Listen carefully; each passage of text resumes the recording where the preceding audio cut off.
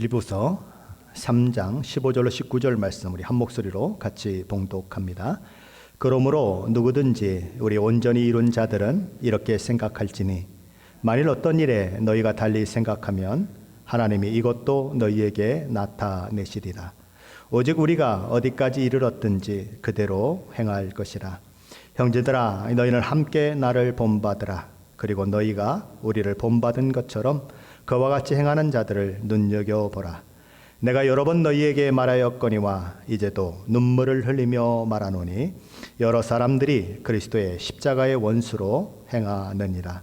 그들의 마침은 멸망이요 그들의 신은 배요 그 영광은 그들의 부끄러움에 있고 땅의 일을 생각하는 자라. 아멘.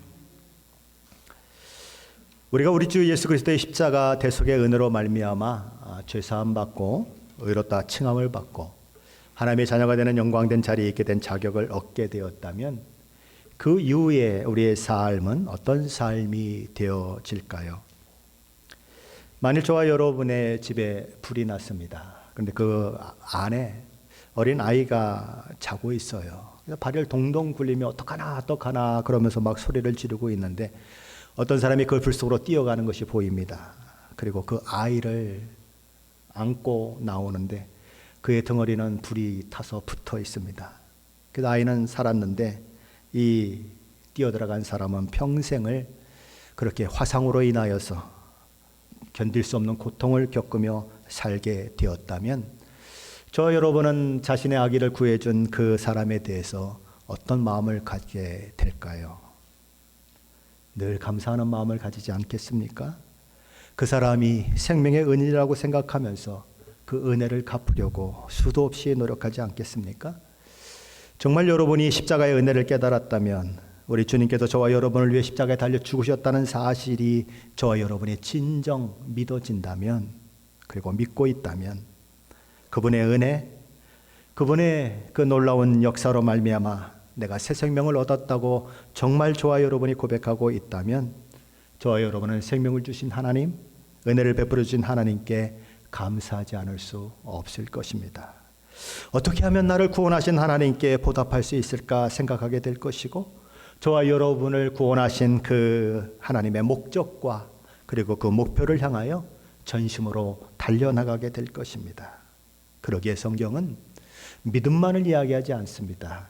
믿음과 그 믿음의 결과로 나타나는 행함을 늘 함께 언급합니다. 성경은 진리가 무엇인지에 대해서 이야기합니다. 성경은 저와 여러분의 믿음의 근거가 무엇인지에 대해 이야기합니다. 저와 여러분이 죄사함 받고 저와 여러분이 의롭게 되는 것 다 믿음으로만 되어진다라고 성경은 선언합니다. 너희는 그 은혜에 의하여 믿음으로 말미암아 구원을 받았나니 이것은 너희에게서 난 것이 아니요 하나님의 선물이라. 행위에서 난 것이 아니니 이는 누구든지 자랑하지 못하게 하려 함이라 라고 얘기합니다.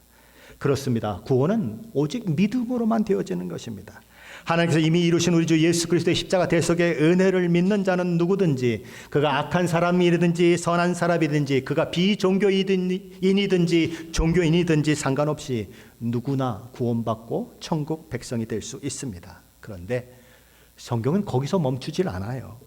우리의 구원은 오직 믿음으로 되어지는 것이지만 그 믿음을 소유한 자는 언제나 그 믿음에 걸맞는 행동이 따라 나와야 한다는 사실을 성경은 늘 이야기합니다. 모든 기독교인들은 그들이 현재 이해하고 있는 진리에 대해서 반응을 보여야 한다. 끊임없이 성장해야 한다라고 성경은 우리에게 가르치고 있는 것입니다. 구원받고 하나님의 백성이 되었다는 것을 이렇게 한번 생각을 해보시죠. 어린아이가 신생아로 태어났다는 것으로 한번 생각해 보십시오. 자, 그런데 그 신생아가 자라나 사람 구실을 해야 그 신생아가 정말 그 이 땅에 태어난 그 삶을 복되게 살아갈 수 있지 않겠습니까? 사람 구실을 할 수 있는 사람으로 살아나야 하는 것입니다. 근데 과거에 우리 어린아이들은 일찍 죽곤 했습니다. 영양실조로 죽고 또 여러 가지 전염병으로 죽고 그래서 우리 고유 문화 가운데는 100일이 되면 그냥 크게 잔치를 하는 것도 있고 돌이 되면 크게 잔치를 하는 것들이 있습니다. 왜요? 100일 전에 죽는 아이들이 너무 많았기 때문에 그런 거죠. 사람 구실을 하도록 그 아이를 키우는 데 있어서 부모가 정성을 다하게 되고 신생아는 점점 자라나 자기 홀로 독립할 수 있는 그런 사람들로 자라나고, 그리고 또 엄마 아빠처럼 그렇게 인생을 살아가게 되는 것입니다. 그가 사람 구실을 할 수 있었기 때문에 신생아로 태어난 건가요? 아니면 신생아로 태어났기 때문에 사람 구실을 할 수 있게 된 건가요? 너무 쉬운 질문이죠? 신생아로 태어났기 때문에 사람 구실을 하는 것으로 성장한 것입니다. 우리의 믿음도 그렇다는 것입니다. 행함이 먼저인가요? 믿음이 먼저인가요? 행하기 때문에 구원을 받은 건가요? 아니면 구원의 믿음을 가지고 있기 때문에 행함이 따라오는 건가요? 마찬가지라는 것입니다. 태어났기 때문에 성장이 있는 것처럼 구원받았기 때문에 성장이 있는 것이다. 구원의 믿음이 있는 것이 때문에 그 구원받은 믿음에 따른 행동이 따라오는 것이다. 믿음이 먼저냐? 행함이 먼저냐? 닭이 먼저냐? 달걀이 먼저냐? 그거하고 다른 것입니다. 반드시 믿음이 먼저인 것입니다. 태어나야 성장도 있는 것이지 태어나지 않았는데 어떻게 성장이 있겠어요? 그렇죠? 그러니까 믿음이 먼저인 거예요. 믿음으로 태어나야 하는 것입니다. 태어나면 성장이 있을 수밖에 없다는 것입니다. 만일 신생아로 태어난 아기가 있는데 몇 달이 지나고 몇 년이 지나고 수십 년이 지나도 전혀 자라지 않는 아이가 있다면 비정상이죠. 그건 사실 불가능합니다. 만일 신생아가 자라나지 않아요. 우유도 주고 뭐 어쩌고 그런데 자라나지 않아요. 그런데 그 신생아가 여전히 그 상태 가운데 있다면 그 신생아는 어떤 신생아입니까? 신생아의 모양을 가지고 있는 인형이에요.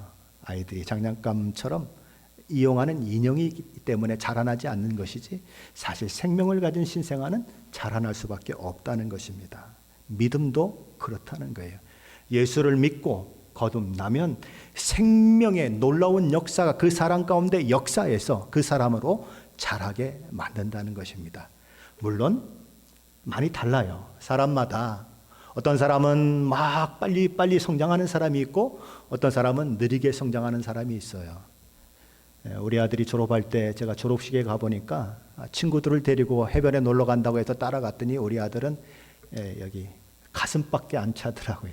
그 아이들이 얼마나 큰지. 우리 아이가 좀 작아서 그런 면도 있지만 그것처럼 성장에 차이가 있을 수는 있지만 그러나 반드시 성장한다는 것입니다. 그래서 야고보 사도는 이렇게 얘기하는 거예요. 행함이 없는 믿음은 뭐라고요? 죽은 것이다. 죽은 신앙이 아니면 자라날 수밖에 없다. 그게 사도 야고보의 그런 권면인 것이고 그의 가르침인 것입니다.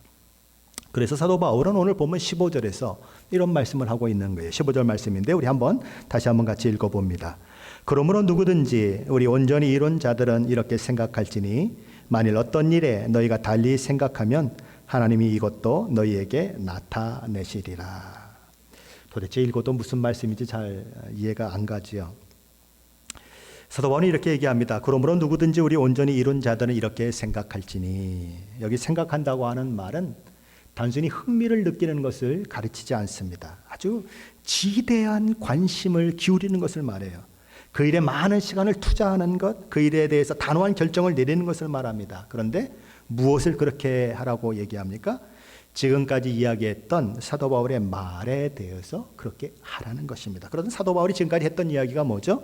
3장에 와서 그는 오직 믿음으로만 구원을 얻으며 하나님 앞에 의롭다 인정을 받는 것은 우리 주 예수 그리스도의 십자가 대속의 은혜로만 되어진다고 하는 사실을 끊임없이 강조했어요.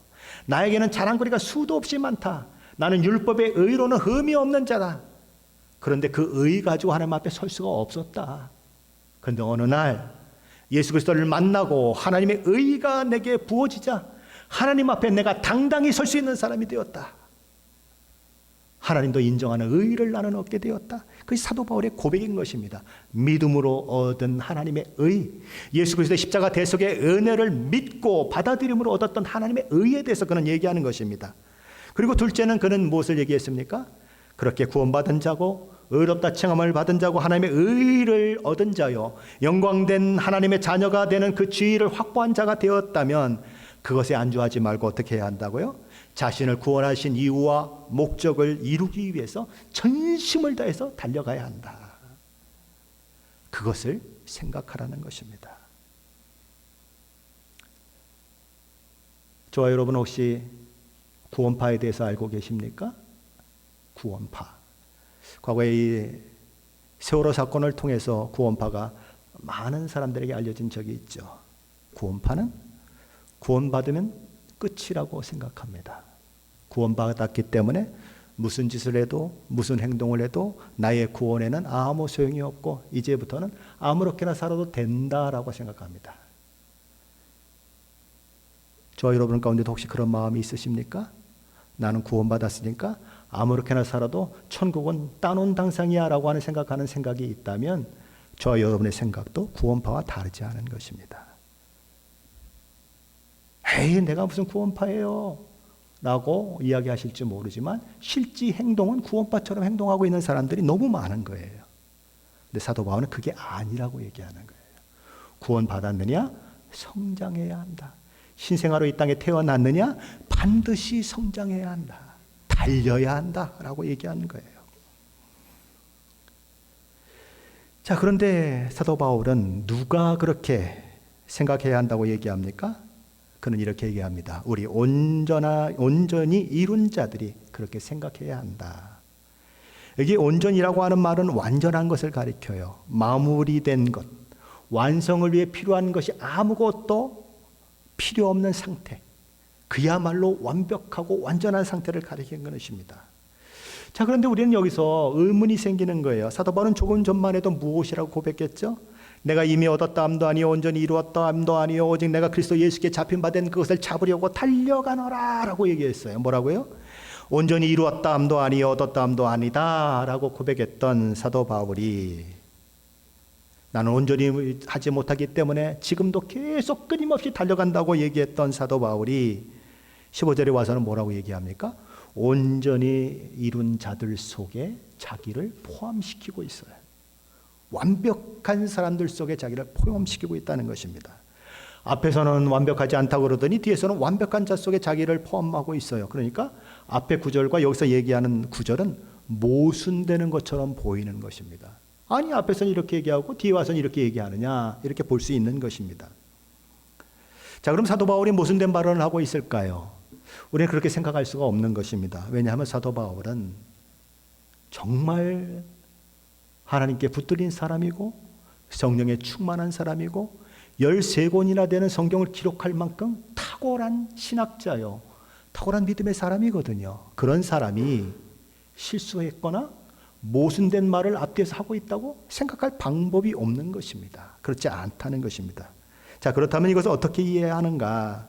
이 표현을 이해하려면 그 맥락 속에서 이해해야 하는 것입니다. 문맥을 가지고 이야기해야 된다는 거죠. 가끔씩 어떤 사람이 이야기한 이야기를 전후 좌우를 다 빼버리고 그 한마디만 딱 가지고 이 매스컴들이 물고 늘어질 때가 있죠.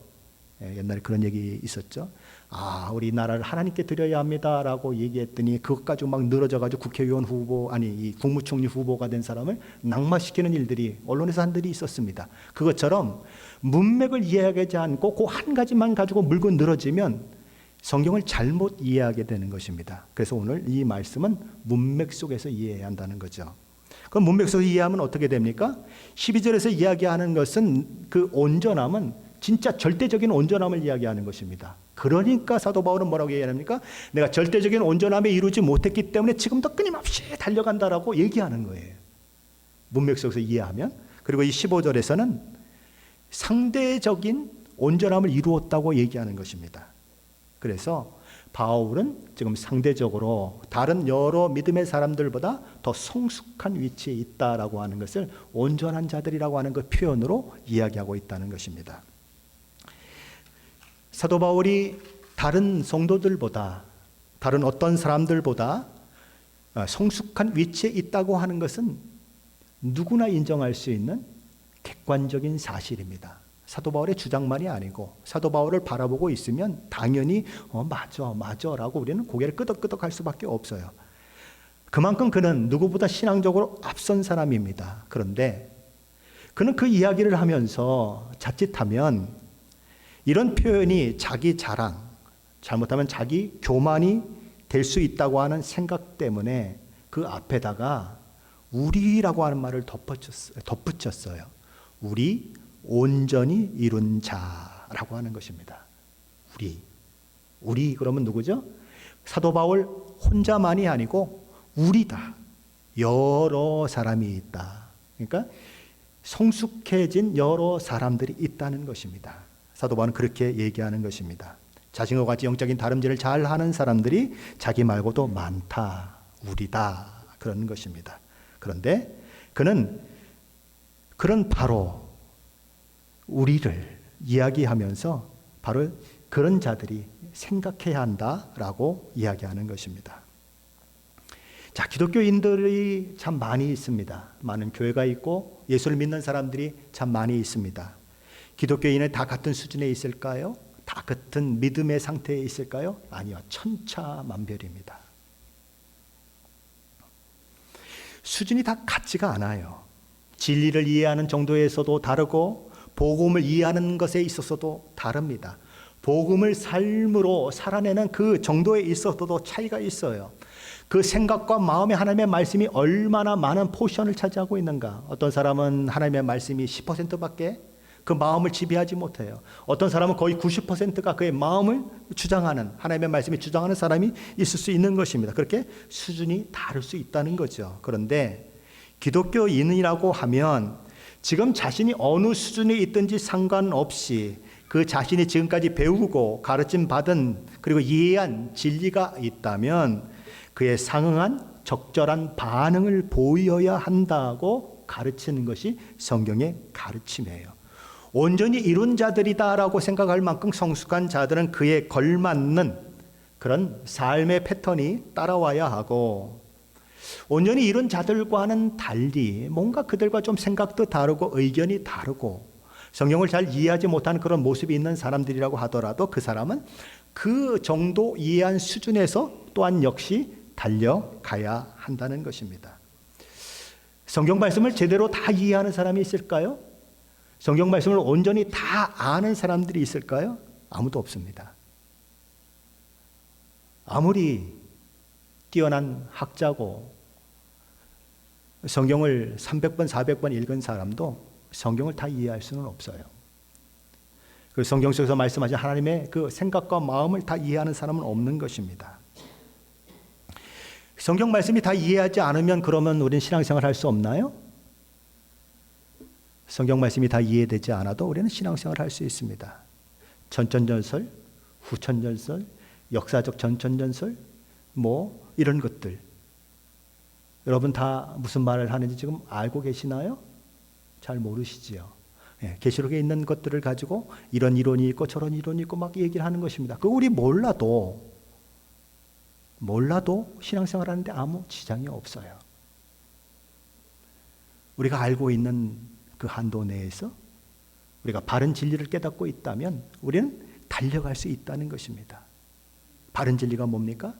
복음. 어떻게 우리가 구원을 받고 어떻게 믿음을 살아야 하는가라고 하는 것은 우리가 분명히 일치된 견해를 가지고 서로 대화할 수 있는 부분이 있는 것입니다. 그런데 그것 이외에 많은 것들이 우리가 헷갈리는 것들이 있어요. 하나님께서 예언하신 여러 가지 것들을 보면 도대체 이게 무슨 말인지 잘 모르는 것입니다. 그래서 계시록을 이렇게 저도 이제 나중에 강의를 하려고 계시록책을 놓고 이렇게 보다 보면 수많은 의견들이 있는 것입니다. 이 사람은 이렇게 생각하고 저 사람은 저렇게 생각해요. 왜요?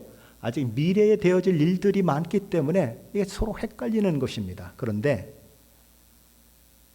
미래가 가까이 오면 그것은 자연스럽게 드러나는 거예요. 그렇죠? 그때 가면 자연스럽게 그런 현상들이 나타나면 그때 하나님의 말씀이 이 말씀은 그때서 그래서 하신 것이구나 하고 이해할 수 있는 것입니다. 하나님의 말씀을 다 이해하지 못하는 것들이 우리는 너무 많아요. 때로는 우리는 호기심이 굉장히 많죠. 특별히 어떤 호기심이 있습니까? 천국은 어떤 곳인가? 근데 천국에 대해서 성경은 많은 얘기를 하지 않아요. 뭐 금으로 된 길이 있고 뭐 이렇게 얘기하는데 천국이 정말 금으로 된 길이 있는 것인가? 이런 생각을 하게 되고 도대체 천국이 어떤 곳인가?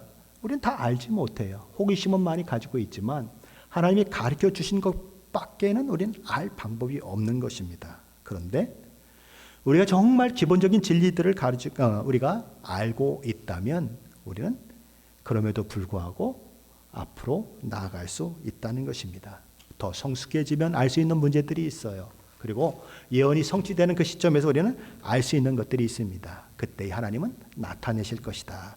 만일 어떤 일에 너희가 달리 생각하면 하나님이 이것도 너희에게 나타내시리라.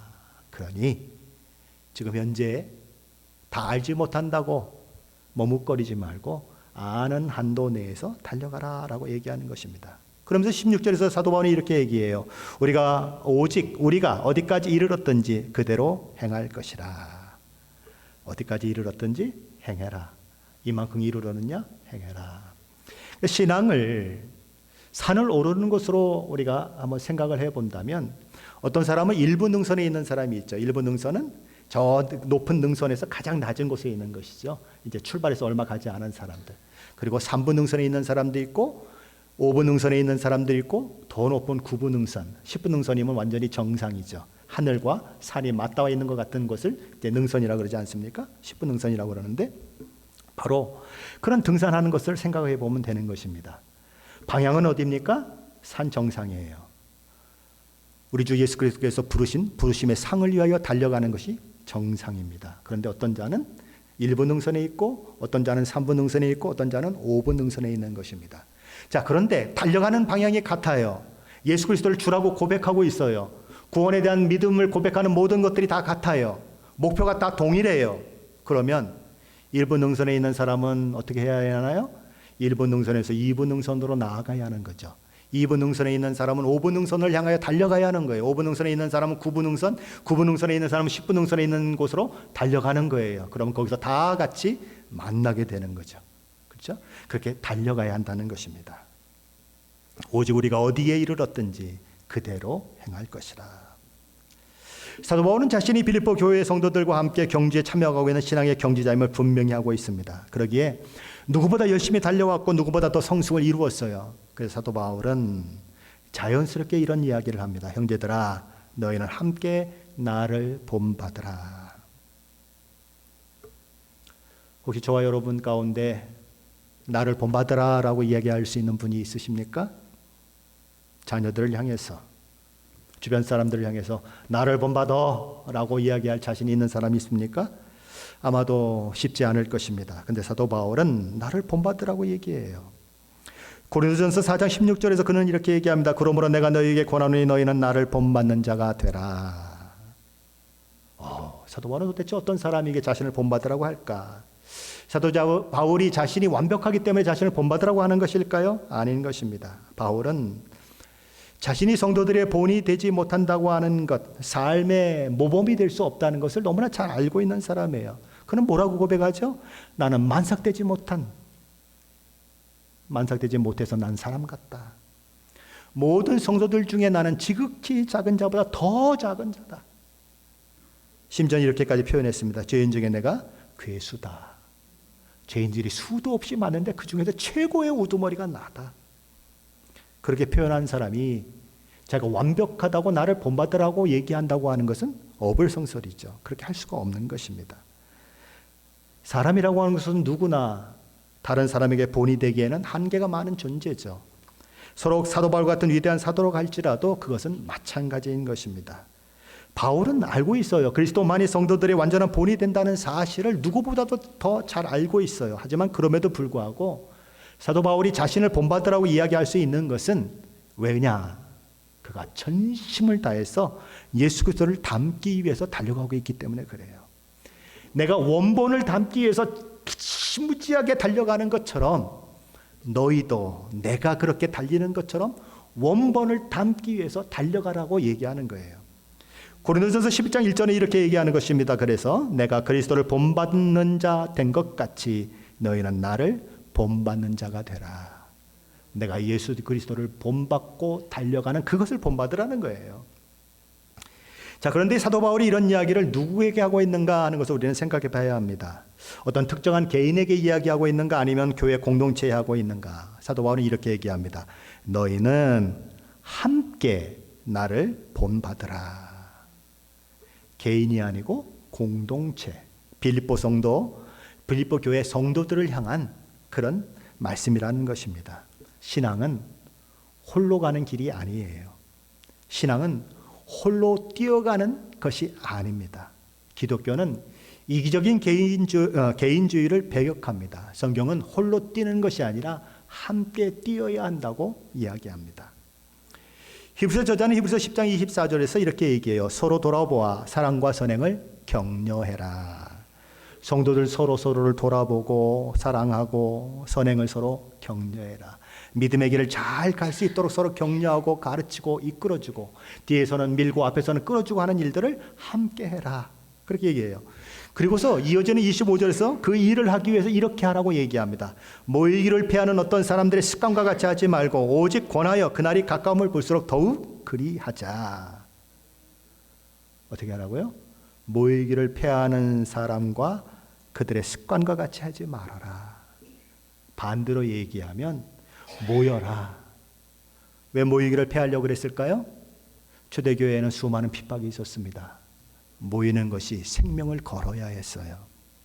그러니 이 사람들의 생각 속에 왜 모여요?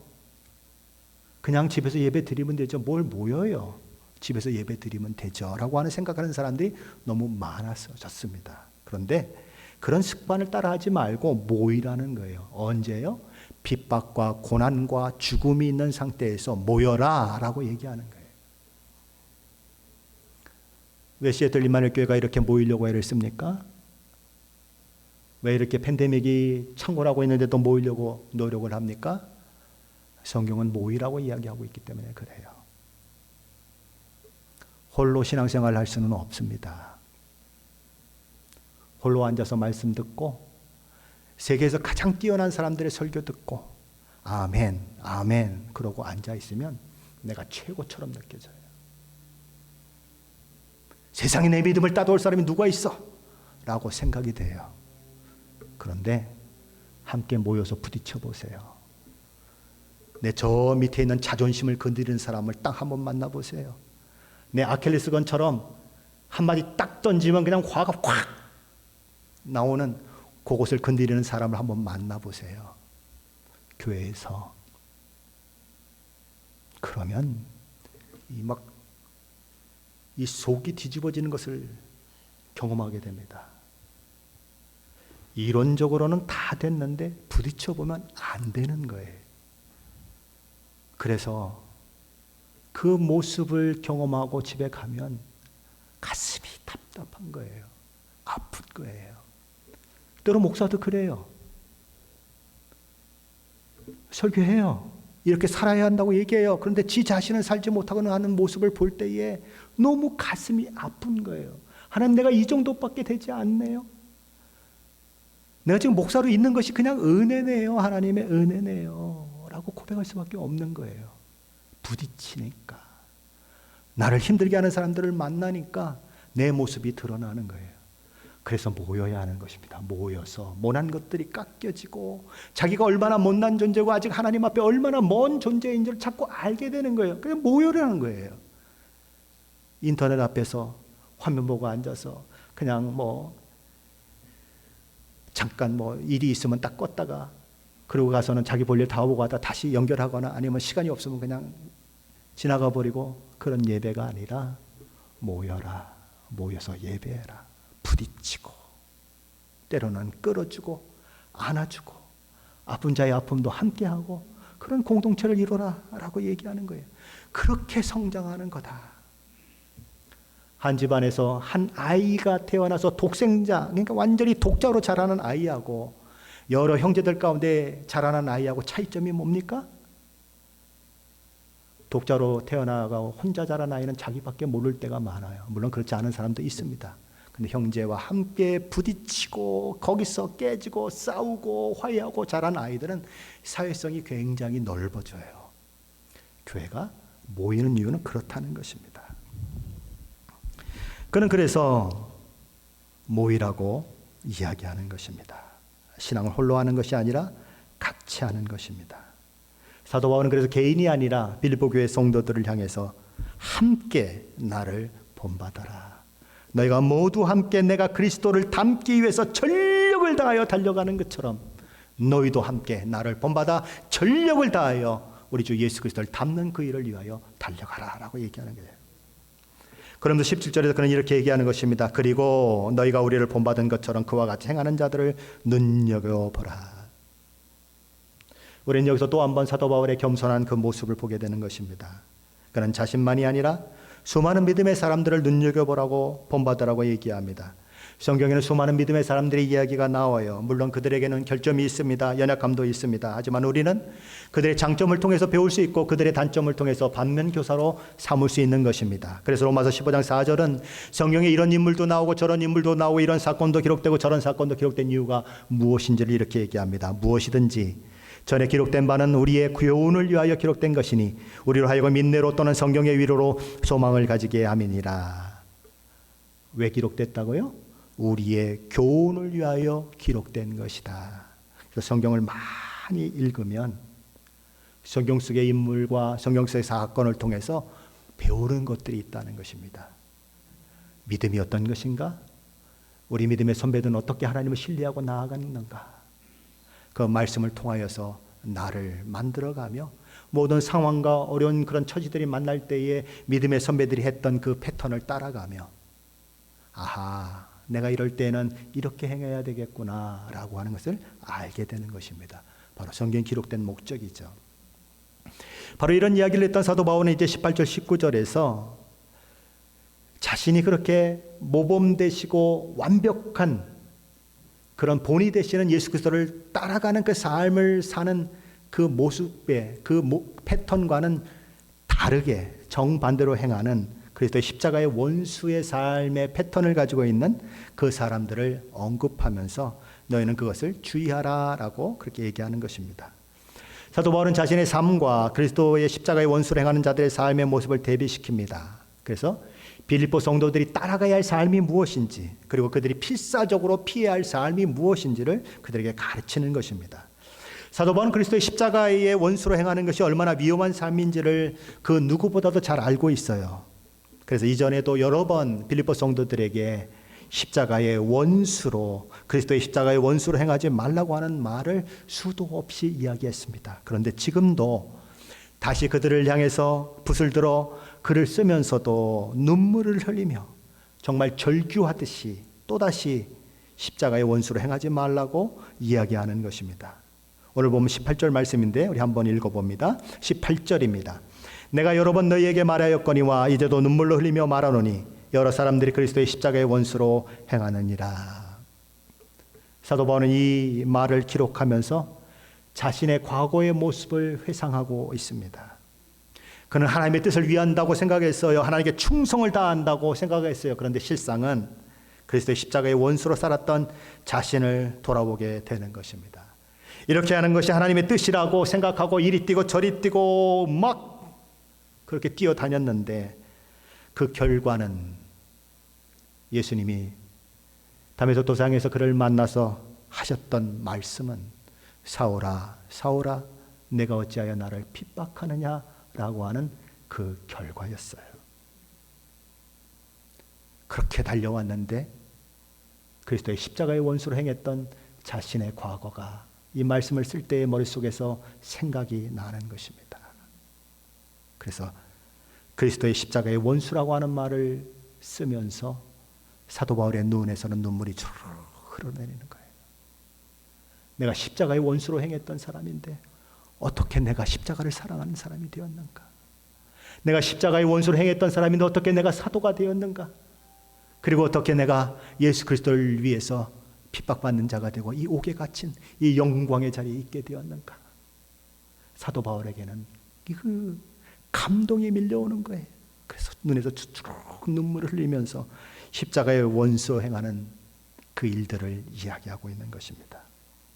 그럼 십자가의 원수로 행하는 자들은 그들의 삶의 모습은 그들의 상태는 어떨까요? 오늘 보면 19절 말씀입니다. 함께 읽어봅니다. 19절입니다.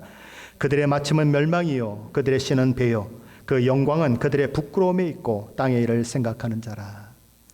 사도 바울은 그리스도의 십자가의 원수의 상태를 네 가지로 설명합니다. 첫 번째로 사도 바울은 그리스도의 십자가의 원수들의 결국은 멸망이다라고 얘기합니다. 한 사람의 믿음과 행동을 궁극적으로 점검할 수 있는 표준은 뭘까요? 잣대는 뭘까요? 시금석은 뭘까요? 십자가예요. 자신의 선한 삶을 통해 구원을 얻을 수 있다고 생각하는 수많은 사람들이 있습니다. 하나님께 의롭게 될 수 있다고 자기 의의를 주장하는 사람들이 수없이 있을 수 있습니다. 그리스도의 십자가의 원수예요. 그리스도 십자가 이외에 이런 것도 더해야 하고 저런 것도 더해야 한다고, 그래야 구원받을 수 있다고 주장하는 사람들이 있습니다. 그 사람들 역시 그리스도의 십자가의 원수입니다. 그들 결국은 뭐라고요? 멸망입니다. 사도 바울은 이 세상뿐만 아니라 이 세상 너머를 바라보면서 그리스도의 십자가의 원수를 행하는 자들은 새하늘과 새 땅과 아무런 상관이 없는 자들이다. 그들에게 예비된 것은 사도 요한이 요한계시록 19장에서 이야기했듯이 마지막 시대에 짐승과 거짓 선지자들이 던져지는 유황과 불못이요, 사탄이 던져지는 불과 유황못의 그 결과뿐이다라고 이야기하는 것입니다. 그리스도의 십자가의 원수로 행하는 마지막은 하나님으로부터 영원히 분리된 장소에서 영원한 고통을 받으며 살게 되는 멸망이다. 그러니 십자가의 원수로 행하지 말라는 것입니다. 두 번째로 사도 바울은 그리스도의 십자가의 원수들의 신은 그들의 배다라고 얘기합니다. 우리 배를 얘기하는 것입니다. 그리스도의 십자가의 원수들은 자기 배를 섬기는 자들이다. 다시 말해서 그리스도를 섬기는 것이 아니라 자기 자신을 섬기는 사람들이다. 그들은 자신의 만족을 채우는 것 이외에 다른 필요를 느끼지 않는 사람들이고, 그들의 신이 배라고 하는 것은 육체적인 충동을 따라 그들이 살고 있다는 것입니다. 육체적인 충동이 그들의 삶을 지배하는 원리가 되고 있다. 그들의 삶의 방법이 육체의 충동을 따라 사는 것, 자기 중심적인 삶이다라고 이야기하는 것입니다. 세 번째로 사도 바울은 그리스도의 십자가의 원수를 행하는 자들은 뒤바뀐 가치관을 가지고 사는 사람들이라고 얘기합니다. 뭐가 바뀌었다고요? 가치관이 바뀌었다. 성경은 치욕적인 것이라고 얘기하는데 이 사람들은 그것이 영광스러운 것이라고 얘기합니다. 성경은 그것은 영원히 멸망받을 것이라고 죄라고 얘기하는데 이것은 죄가 아니다라고 자랑하고 오히려 드러내기를 원하는 사람들이 있는 시대에 우리는 살고 있습니다. 과시합니다. 이와 같은 상황에 대해서 사도 바울은 로마서 1장에서 이런 얘기를 합니다. 하나님을 알되 하나님을 영원하게도 아니하며 감사하지도 아니하고 오히려 그 생각이 허망하여지며 미련한 마음이 어두워졌나니 스스로 지혜 있다 하나 어리석게 되어 썩어지지 아니하는 하나님의 영광을 썩어질 사람과 새와 짐승과 기어다니는 동물 모양의 우상으로 바꾸었느니라. 그러므로 하나님께서 그들의 마음의 정욕대로 더러움에 내버려 두사 그들의 몸을 서로 욕되게 하셨으니 이는 그들이 하나님의 진리를 거짓 것으로 바꾸고 피조물을 조물조보다 더 경배하고 섬김이라. 그리고 이후에 뭐가 나오죠? 남자들도 여자를 순리를 쓰기를 거부하고 여자들도 남자를 순리로 쓰기를 거부하고 영리로 쓴다. 그래서 남자가 남자로 더불어 여자가 여자로 더불어 이런 이야기들이 나오는 것입니다. 이 모든 것들은 하나님께서 죽을 죄에 해당된다고 성경이 기록되고 있지만 아니다라고 얘기하며 그들은 그것을 자랑스럽게 고백하고 있는 시대에 우리는 살고 있는 것입니다. 마지막 네 번째로 사도 바울은 그리스도의 십자가의 원수를 행하는 자들은 땅의 일을 생각하는 자다라고 얘기합니다. 그들은 땅의 일에 온통 자신의 시선을 집중하고 있는 자들이에요. 곧 이 그리스도의 십자가의 원수들은 그들의 마음과 관심은 온통 세상적인 것에 있다는 것입니다. 그들의 온 마음과 정신은 세상의 일로 가득 차 있어요.